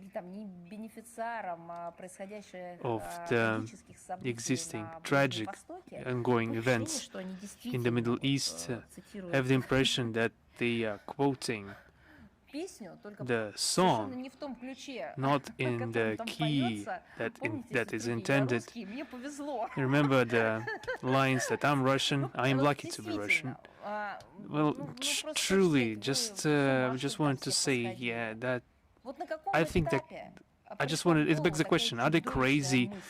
At what stage did they have these terrible thoughts in their mind? At what stage in their Western European countries, in the Brussels corridors, in NATO, in the EU, anywhere in the sidelines, perhaps they were talking that it was a mistake to reject the Russian energy resources because it would lead to a veritable disaster for their economies, but perhaps they were afraid to say it publicly. At that stage, perhaps this thought got into their mind, and I mentioned this many times today. They're monstrous, terrible mistakes, critical errors in the statistics, in the economy. I don't know who committed them. Those mistakes that made the foundation of the terrible criminal decisions of the European Commission and the European Union, those who doomed their own citizens to suffer, have nothing to do with this. That's their mistakes, their crime against their own population, against international law. And those very terrible mistakes / crimes are resulting in the crisis we are currently witnessing in the EU. No one told them, no one forced them to reject Russian energy, except for one. The United States during different administrations had the same idea. None other actor influenced the European Union in that vein. I can't say anything about the UK, I don't know anything about that. I am just judging by the public statements and practical steps taken. Washington forced the EU first back in 2014 to adopt anti-Russian sanctions, despite not adopting them themselves. Then they forced them to reject the Russian energy resources in favor of American LPG. Then they would threaten to destroy the Nord Stream pipeline, which was subsequently destroyed. All those problems of EU Commission should be placed not on Russia's tab or China's tab or any aliens they might come up with, but only on themselves. They have only themselves to blame. The level of being corrupted by their accomplices from beyond the ocean in the very bloc of NATO. What has Russia got to do with it? Moreover, I'm pointing your attention to the fact that despite everything, Russia confirmed not only our capability, but our principled position as to there cannot be any politicization of energy cooperation as being done in the West, because primarily this is a question of security. This, we have the same opinion for economy, saying that any legitimate sanctions measures should not be applied. So all questions should be addressed to them. This is another telling demonstration that the EU leadership in their anti-Russian hysteria are viewing any actions and estimates in the regards of damaging Russia. It is becoming absurd, even in the context of US aggression against Iran. What has Russia to do with that? The head of the European Council is worried not about the stabilization situation in the region, but the probability of the growth of Russia's proceeds from exporting hydrocarbons, with taking into consideration the current situation. They need to take the entirety of the question into consideration, not just parts of it. That's why we see European bureaucrats are trying to lift any accountability for any obvious fails in the foreign internal policy. They have stuck to the tried and tested practice of blaming Russia for everything. And now they are just trying to change the situation by just bringing China into it too. Regarding the prices of energy, the current destabilization, yes, it caused the sharp rise in oil prices and gas prices. But remember how often this was mentioned by Russian President Putin in different forums and conferences regarding the long-term stable agreements on energy. If they had done it, perhaps they wouldn't have suffered or would not be affected as much. Perhaps currently, if such agreements were in place, they would be better off. But now they have what they've got. According to different estimates, the price of oil and gas has grown by from 60 to 100%. It's obvious that the imbalance in the global energy markets is wrought with serious negative consequences for the entirety of the world economy, very detrimental to the Brussels regime that has essentially disarm themselves, deprive themselves of resources. We shouldn't forget that the current situation, I'd like to stress it once again, the current situation in the energy security in the EU primarily is a result of a short-sighted, vassal-like policy of the very European leaders, including the forced rejection of Russian hydrocarbons and the mindless obsession with the green environmental agenda. I will provide the corresponding links of all the statements made by Russia and the President of the Russian Federation in textual briefing, namely about propositions to the Western countries and the Western Europeans, proposing them long-term stable strategic relations with Russia, which by the time the statements were made have been time-tested and justified their effectiveness. Yes, Madam Zahárova, thank you very much. Thank you for the extended answer. Is Sputnik Abkhazia with us right now?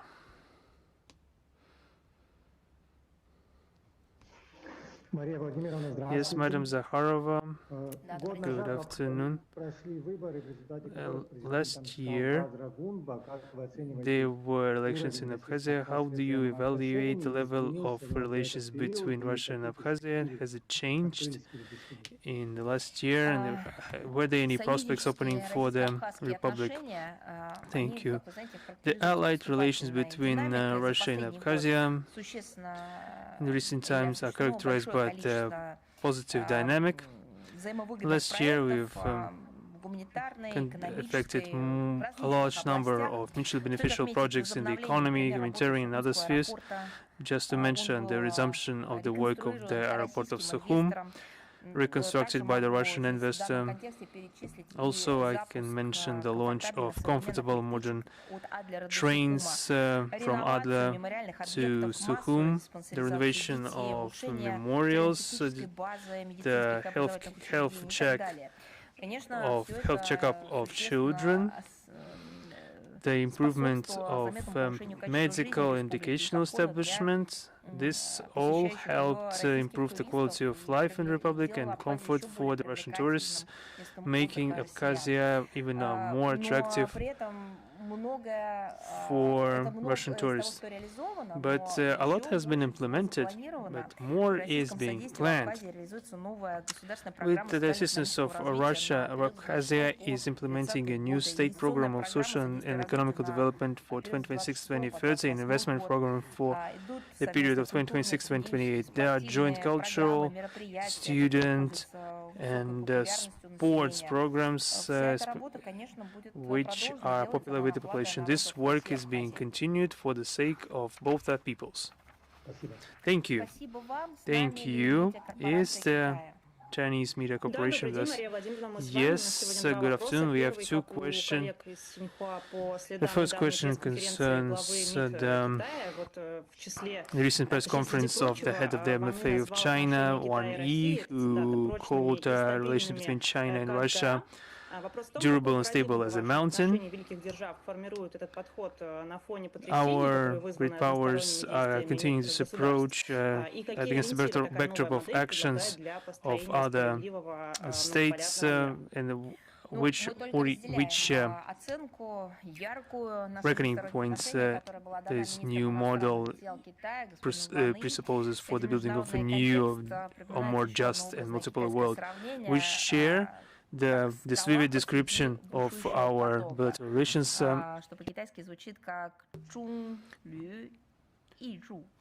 Chungliu Iju, a cliff among the roaring torrent of water. This can describe our relations with China.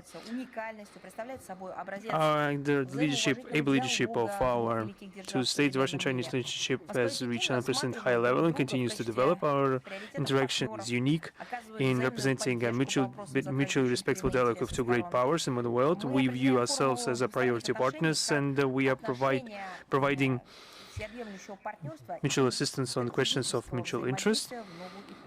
We delineate the formula of our bilateral ties as relations of comprehensive partnership and strategic interaction in the new era. This reflects a new quality of our ties, which have resulted from the work and diplomacy of our leaders, the President of Russian Federation Vladimir Putin and President of the People's Republic of China, Xi Jinping. And the blooming of relations between our countries has come during the period of accumulating transformation in the world arena. Russia and China are independent centers of power. In the process of forming a polycentric world order, we intend to defend a national system with the UN at its center, the relations in which we are built with the foundation with reference to the goals and principles of the UN and all their completeness and interaction. We intend to continue to help our mutually beneficial and equal multipolarity in the world and help the democratization of international relations. Second question, in his exclusive interview to the Chinese Media Corporation, the official representative of the Iranian MFA stated that any diplomatic approach of the United States cannot be trusted, and faced with flagrant aggression of the United States and Israel, Iran will take all efforts necessary. What is the result of this crisis of trust for the foreign policy choice of the countries of the region? Will the countries of the region reevaluate their stances, since they've been relying on the United States for the longest time? Our partners in the Middle East are sovereign and independent states, so they have the full right to independently choose their foreign policy course. And we mentioned this previously all the time, and the Minister of Foreign Affairs, Russian Federation, Mr. Lavrov, in his statement at the ambassadorial roundtable, which took place on March 5th in Moscow, mentioned this. In his first statement, linked with the armed aggression against Iran of February 28, we underlined the fact that the United States and Israel, by plunging the Middle East into the abyss of uncontrolled escalation, are practically forcing the states of the entire world, especially in the region, to get more serious means of countering the existing threats. Thank you, thank you. Is Anatoly with us? Yes, good afternoon. We have one question today. Did Russia provide any humanitarian assistance to Iran, or were there any requests from in regards to the refugees from Iran? I think I mentioned this today in the first materials, first statements I enunciated during today's meeting in regards to the situation, humanitarian situation in Iran, etc. Number of victims of this military excursion of the United States and Israel is numbering in the thousands. The educational, medical establishment being bombed, the cultural heritage sites are being bombed, and the environmental damage is immense, especially in Tehran and its neighborhood. The negative consequences for the region in all aspects are significant and are detrimental, primarily for the livelihood and health of the people. Unfortunately, they will have a long-term character to them. And due to the difficult humanitarian situation, the President of the Russian Federation ordered the Ministry of ordered the Emercom to dispatch medicine and humanitarian aid to Iran, and Emercom, as the charged ministry, will be sharing information on that regard. And we will be also relaying this information through our lines. Despite the fact that this led to destabilization of the Middle East due to the campaign of the United States and Israel, we don't see any refugee flows as of now. However, the further escalation could only lead to irreversible consequences. Thank you very much. Is Bold News with us? Yes, hello, Madam Zahárova. Annually, on the 16th of March,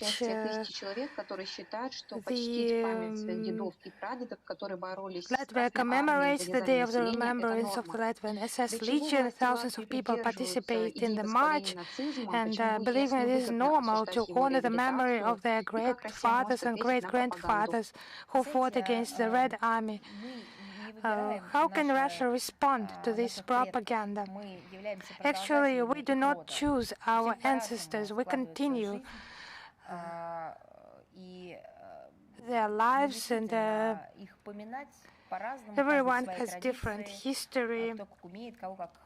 And just to remember them according to different traditions, it's just a natural manifestation of humanity, a good manifestation of a human essence.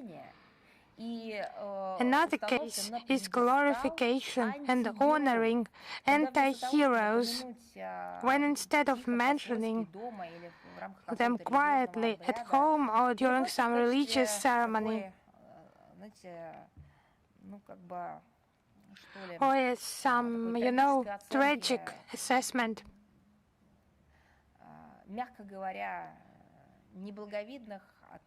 of softly speaking,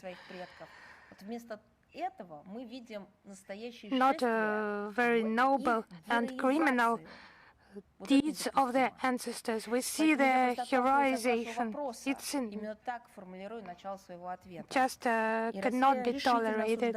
And Russia strongly condemns the ongoing no-official fascist bacchanalia in Latvia and in the Baltics.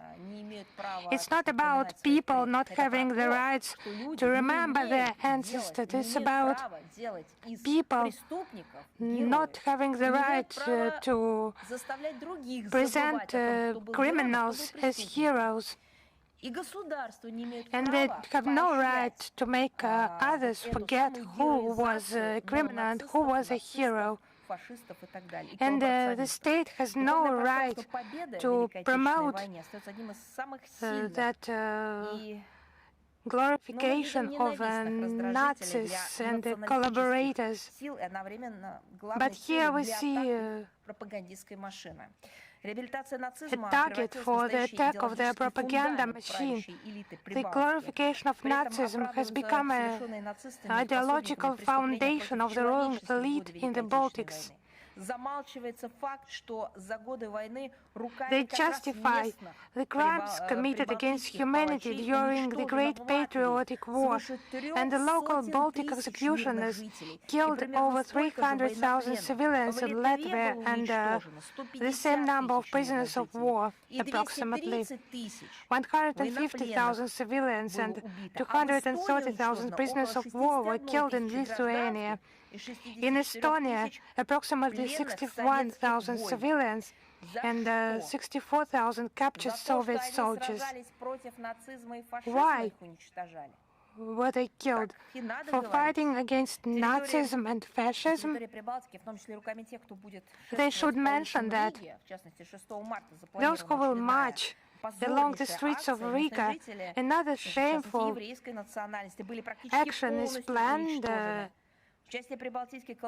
Jewish population was almost completely exterminated there, and collaborators in that extermination are still hiding.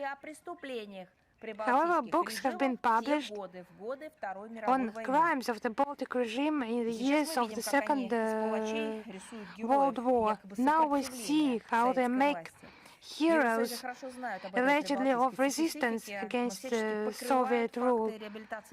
They're presenting the executioners as heroes. It's just rabid Russophobia. And Russia has to counter the massive falsification of historical events and the revision of the results of the Second World War. The Russian Ministry of Foreign Affairs is conducting systematic work to counter those malicious tendencies. And with the connivance of the authorities, evidence of the spread of Nazi ideas in the Baltic states, it has been clearly highlighted in the foreign ministry's, Russian foreign ministry's reports. Those reports have been published on the ministry website. The link is in our social media accounts.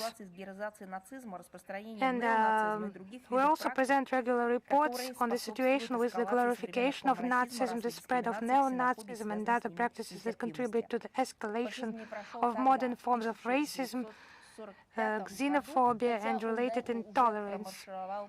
Fascism did not pass in 1945. However, it marched through Western European countries, marched eastwards. Now we see the sounds of another neo-Nazi march. It will not pass, and we are doing our best for that. Thank you very much. Is Lenta. Are you with us? Yes, we have a question to you today. The Ukrainian leader Vladimir Zelensky said that Kiev will seek participation of European countries in negotiations with Russia to resolve the conflict. How does the Russian side consider the participation of EU representatives in the negotiation process? So we have on multiple occasions presented comments on this issue.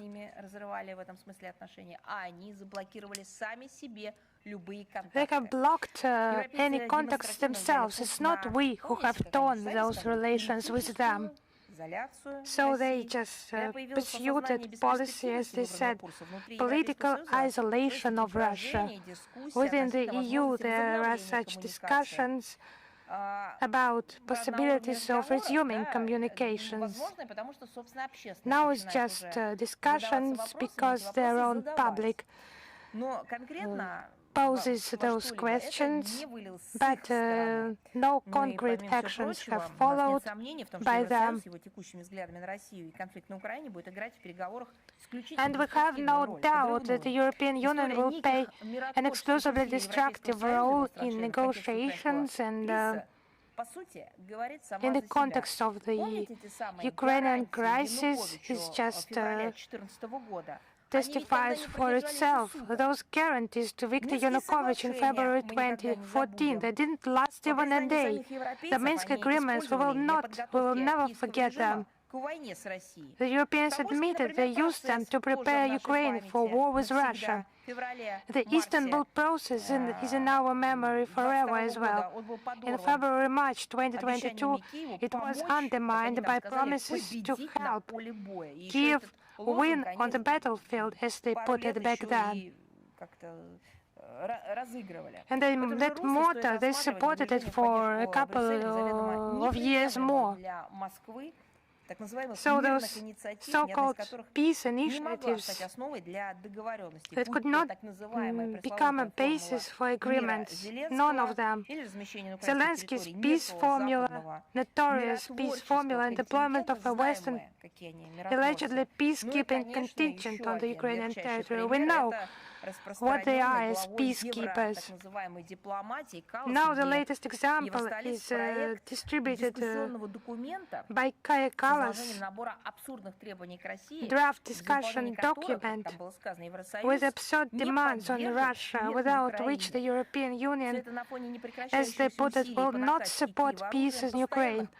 All that is happening against the backdrop of ongoing efforts to supply weapons to Kiev and constant attempts to put obstacles to any efforts by third countries to find a peaceful resolution to the crisis, and ignoring casualties among children, among civilians, So it's just a green light to terrorism of the Kiev regime by Brussels. All the facts mentioned, they just illustrate the destructive nature of the European Union's role in the situation surrounding Ukraine as a whole. We remain open to direct dialogue and honest negotiations with all pragmatic and conscientious partners. And we are ready to discuss the Eurasian security issues, including the Ukrainian conflict. Thank you. Thank you. Information Agency intelligence reporters with us. Yes, we have a question. Russian president said it's ready to stop supplies of gas to the EU. So do you think the war with Iran, it can make the EU improve the relations with Russia again? So for the Italian citizens to understand why they have such expensive petrol and for them paying so much for utility expenses, they just need to study the military procedures in their own country, in Italy. And why are the relations torn under the pressure of the European Union? Why does the US make them abandon cultural humanitarian ties with Russia? Why the EU should ban itself energy cooperation with Russia?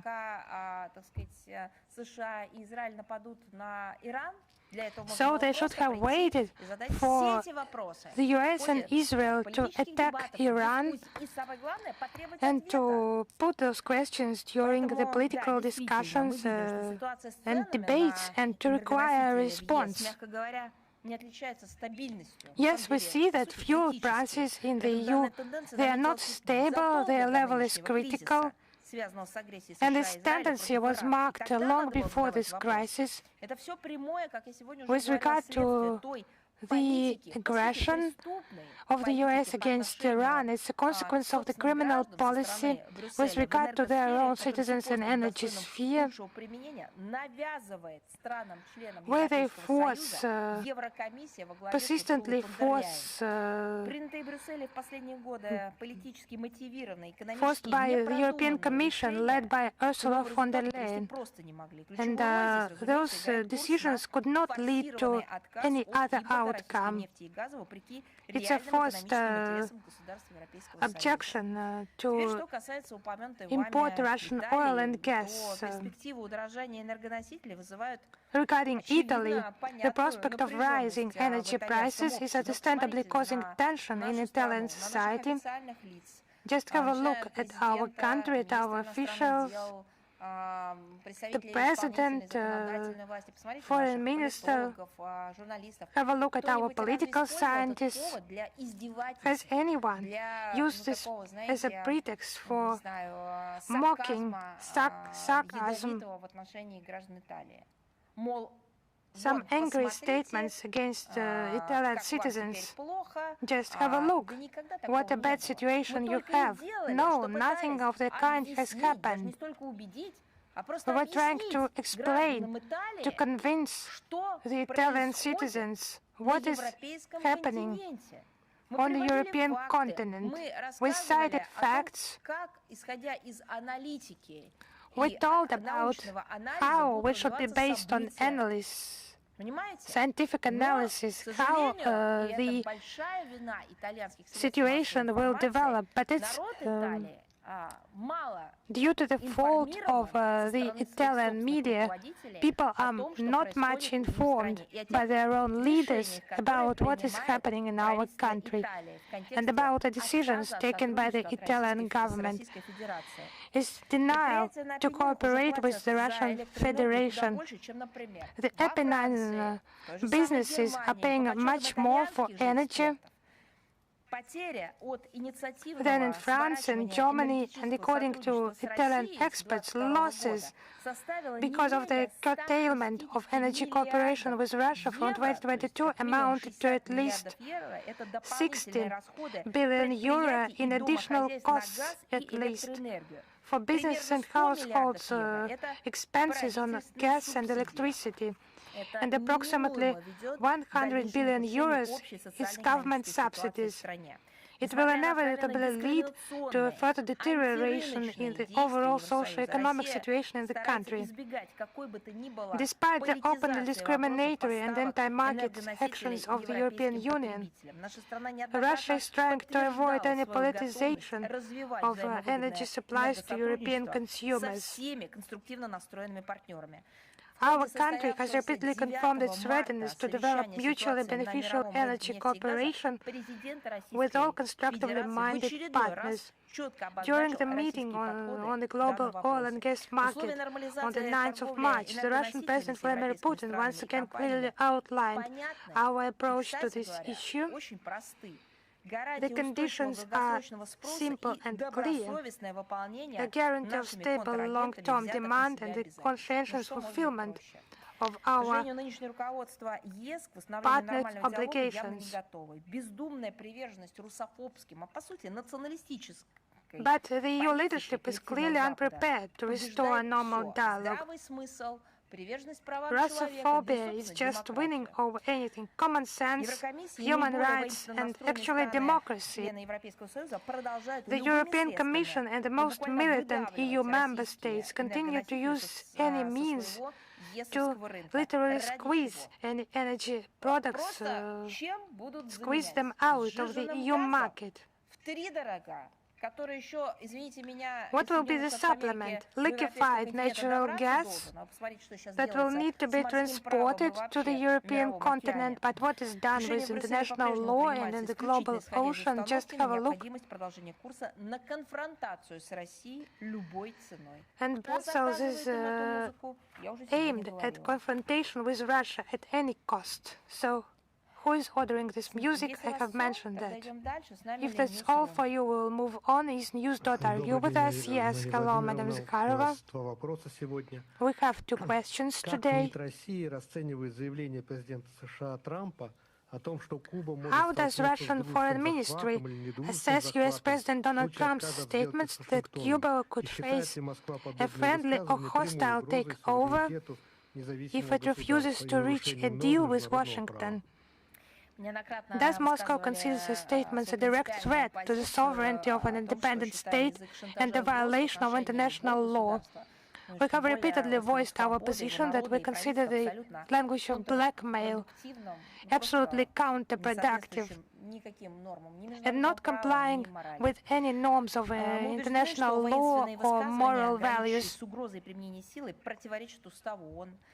Those statements are contrary to the UN Charter, human rights, and the laws of interstate communication. We call upon resolution by political diplomatic means.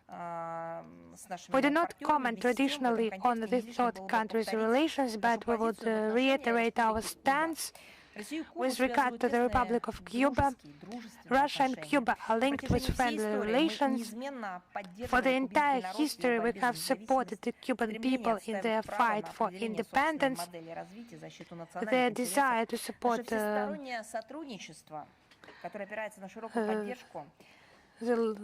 law, and our relations are supported by the public. They are not against any third countries and aimed at prosperity of Russian and Cuban peoples. For around 7 decades, Cuba has been subject to economic, financial, trade pressure by the US. Russia is unchangeably providing all the necessary support to Havana on international platforms in fighting, countering unilateral sanctions, and Cuba is facing unprecedented force and economic pressure by Washington, of course, and we attentively follow the developments in the Caribbean region, and we are against any illegal actions. We support mutually beneficial cooperation with Cuba in the conditions of the complicated economic situation that is a consequence of a multi-year American blockade. We intend to further support the Cuban people in this historical period that is very complicated. Our second question, we have mentioned Moldova today. They have decided to quit the CIS treaties, and Chisinau is of unfriendly position with regard to Russia. So these tearing ties with the CIS, are any hostile steps by the Moldovan leadership possible somehow? Similar to what Romania has done, assisting Ukraine against Russia. We have already provided comments on this issue that Moldovan authorities take efforts to formalize the final tiering of our relations on the CIS space. They have denounced 3 basic CIS documents. Agreement of CIS cooperation and its additional protocol. Moldovan parliament has said that the final vote will take place before Easter, before the 12th of April. And there are no doubts that leaving some international instrument is a sovereign right of Moldova. But in the Republic itself, just have a look. Local experts point at the inevitable crashing of the economy after the country is leaving the CIS. It's during the stop of the so-called Euro integration project. What is happening within the EU community? Economic, industrial crisis. What should Moldova expect? As it is joins this community without any proposals on development, but just some fake promises. They're just made to enter this orbit of the EU's geopolitical interests, but not some assistance, financial, economic assistance, because the EU have no means to allocate them this assistance. The Italian media representative has recently, as I understand it's an Italian citizen, he asked about the growth in prices in Italy, growth in energy prices. So it's the economy that used to prosper. It's in a deep crisis now. So how will they support Moldovan economy? Of course, they will not think about it.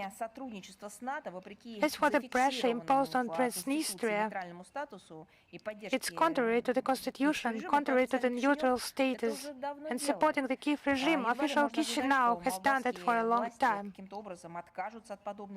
We should not expect the Moldovan authorities to abandon somehow this destructive policy that actually weakens Moldova itself. Brussels sponsors will not allow them to do that. They just govern, but do not sponsor them financially. Thank you very much. Is Al-Mayadin with us? Yes, good afternoon. As you already commented, the recent actions of Sweden authorities in regards to the Russian citizens, including the detention and the ban from entry. Just the last part. How do you comment on the recent action by Swedish authorities against Russian citizens, including like detention and the entry bans? I just didn't expect Al-Mayadeen to be interested in Sweden, but why not? We see that the confrontational anti-Russian rhetoric that the public in Sweden was pumped by Sweden. Now we see Stockholm is starting some demonstrative actions against Russian citizens due to their sort of incorrect citizenship. In the recent period, we saw some cases where Russian scientists or highly qualified specialists to be threat to national security, and I quote. We see absolutely inhumane detention of Russian citizens for such ships as vessel Adler and vessel Kaffa, and the Schengen visas issued by other European Union countries and Schengen countries were nullified. There are sanctions issued against Russian businesses, Russian officials, and there are all sorts of obstructions that Russian embassy in Stockholm is facing, trying to provide consular aid to Russian citizens who found themselves in a difficult situation. And we see an overwhelming level of hatred to Russian citizens reflected in the recent statement by the foreign Prime Minister, now the leader of parliamentary opposition, representative of the Social Democratic Party of Sweden, Magdalena Anders, namely stating that the European nuclear potential is enough, and I quote her directly, "It is enough to bomb Russia into oblivion." This begs the question, who are you, Magdalena Andersson, to threaten Russia with a nuclear arsenal and proceed to say that there will be nothing left of Russia because they would ostensibly bomb us into oblivion? What has happened in your life to make her say this in her statement? Perhaps she was initiator of a global peace settlement, or she prevented a catastrophic outcome in the Middle East, or helped the citizens of the European Union to defend their sovereignty and independence. I have a proposition to Madam Magdalena Andersson to busy herself with the issues at hand of a neighboring state. Greenland is requiring protection. She needs protectors from among the EU states. Try to defend your own sovereignty as members of the European Union, as old European democracies, and only then try to instruct the planet how they should live. In regards to the nuclear topic, nuclear dossier, we already talked in detail how destructive are those mindless statements in regards to the nuclear weapons when said by Western officials, because they teach their own public, like in bad action movies, you can shoot a person 45 times only for him to continue walking, that there are limitless bullets in a pistol or in a rifle that can have 120 bullets in a clip.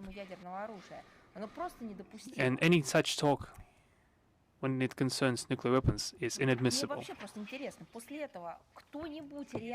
Perhaps this makes me wonder, can anyone vote for this person after such statements?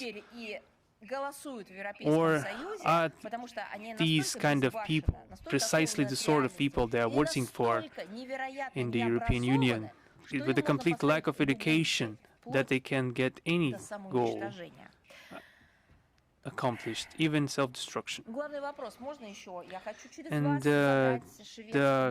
if I may, I could ask through you a question to the Swedish establishment, to the ruling party or the opposition party, just to try to help your officials, your Swedish citizens, just show him the map, give them a map with the distance from Moscow to Stockholm, and how long this wave will,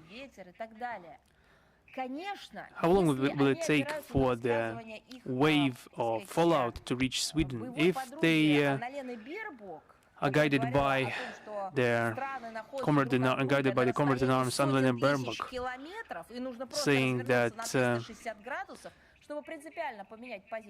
to change a position, it would only take a turn, a 360-degree turn to change their position.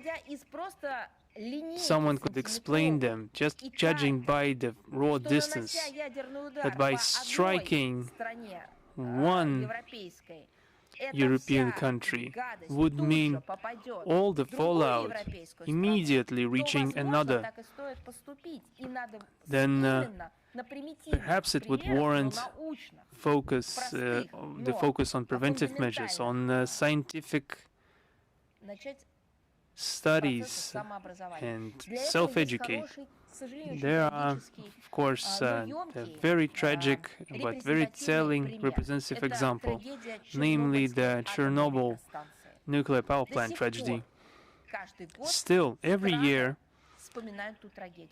affected countries remember this tragedy and remember how this wave, how this curtain of smoke or fallout or precipitation affected the European continent as a whole.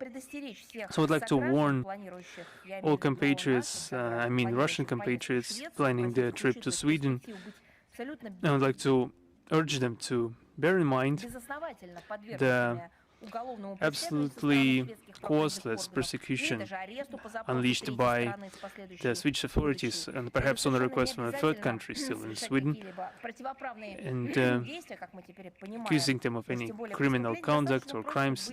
There is no need for that anymore. Just it's enough to be a resident of Russia, have a Russian passport, to be detained. This is pure chauvinism now in the Swedish iteration.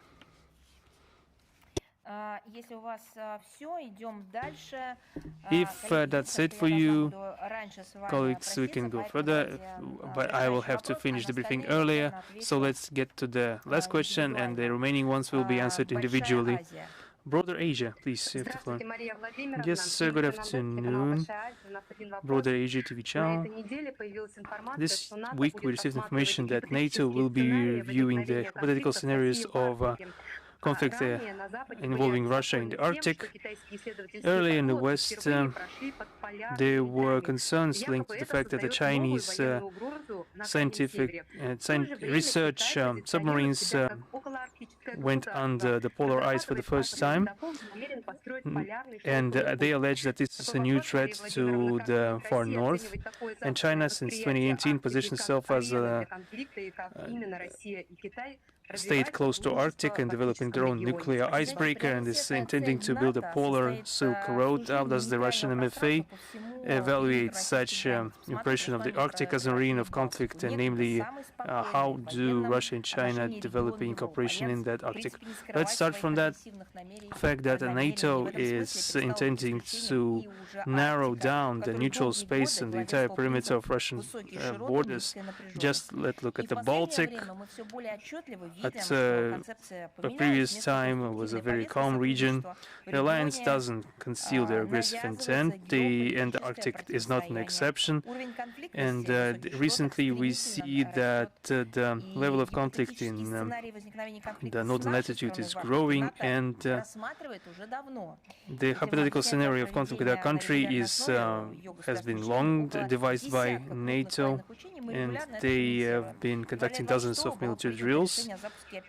In February 2026, they have launched the Arctic Watchman initiative, an operation intended primarily to deter Russia and China in the polar region, to grow the military presence of the bloc close to our northern borders. The North Atlantic Bloc is once again confirms its resume as a destroyer of stability and inciter of international confrontation. And now it's Arctic's turn, and this is being given under the pretext of Russian threats, and NATO is quick to find the Russian trace in any dossier they have, including the Greenland dossier. Russia and Beijing view each other as a very important strategic partners. We are intrinsigently sticking to the principles of mutually respectful, equal and trusted cooperation and decisive mutual support on questions key to both our countries. This, of course, concerns such an aspect as interaction in the Arctic region. We jointly support the preservation of peace and stability and the prevention of military political tensions in the Arctic. We see huge interest on the part of our Chinese friends in promoting projects in the Russian polar region. We are open for such interaction, and this has been enshrined in different documents on different levels, including the joint statement of our leaders of 8th of May 2025. To coordinate this work in the framework of we have a mechanism of regular meetings of heads of governments of Russia and China. We have a separate working group. Jointly with our partners, we are conducting work to unleash the transport logistic potential of the Northern Sea route, to explore mineral resources, promote science and research activity in the region. And China is contributing significantly in the Arctic Council.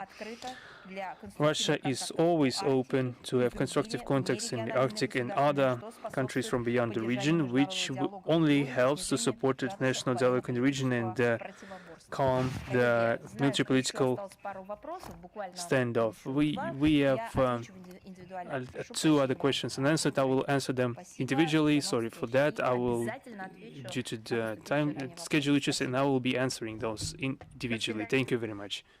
Have a good day. Thank you.